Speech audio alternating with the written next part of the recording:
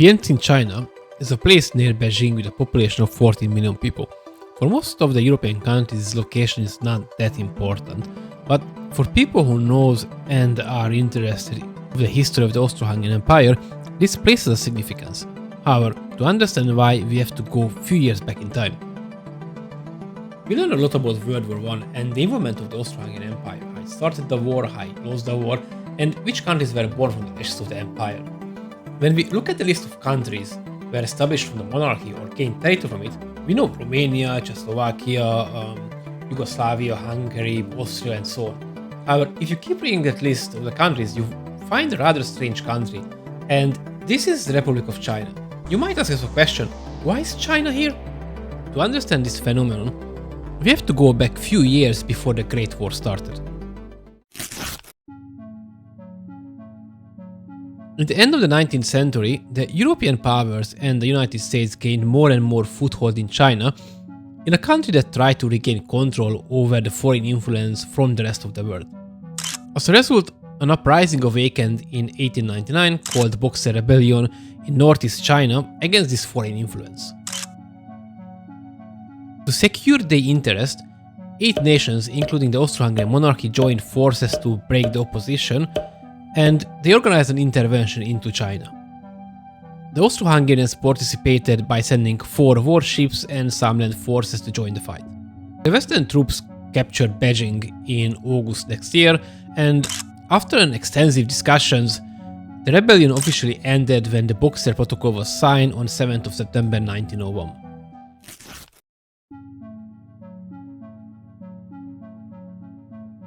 The Chinese Imperial Court agreed to sign the Boxer Protocol, also known as a peace agreement between the 8-nation alliance and China, and this peace agreement favored the victors, also caused further conflicts in the later years.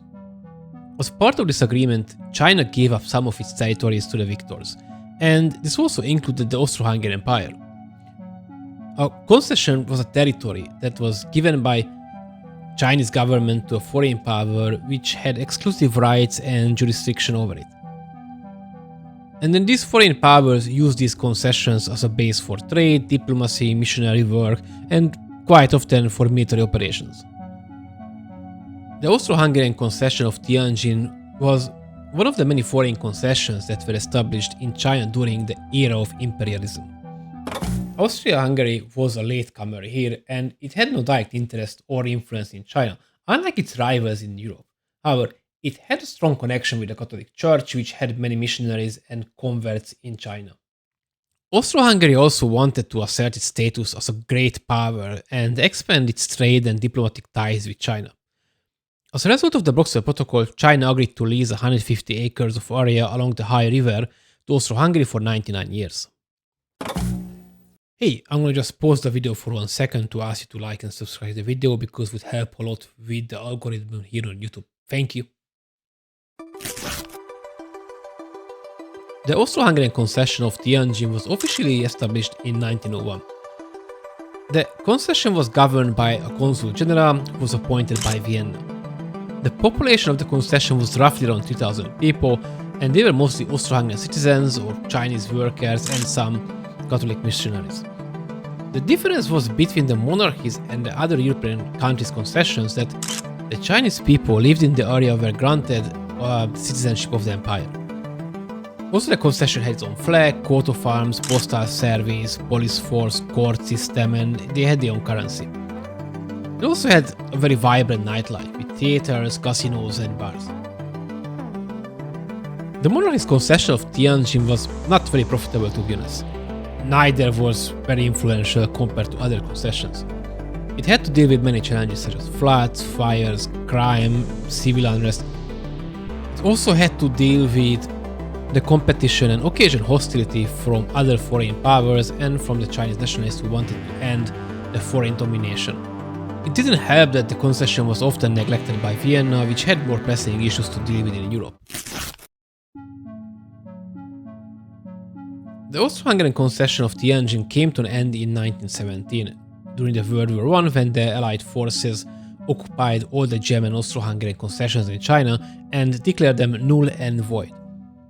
After the war ended in 1918, the Austro-Hungarian Empire collapsed, and as a state it ceased to exist.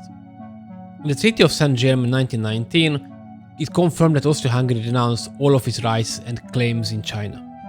The former Austro-Hungarian concession of Tianjin was then taken over by China in 1920. It became part of the Chinese municipality of Tianjin until 1949, when it was incorporated into the People's Republic of China. Today, not much left there other than few traces of the Austro-Hungarian peasants of Tianjin. Some buildings that were built by the Austro-Hungarians still stand as historical monuments or cultural relics. The Austro-Hungarian concession of Tianjin was one of the most short-lived foreign concessions in China. It was a minor episode in the history of both countries, but it reflected the complex dynamics of imperialism and nationalism that shaped the world at the time.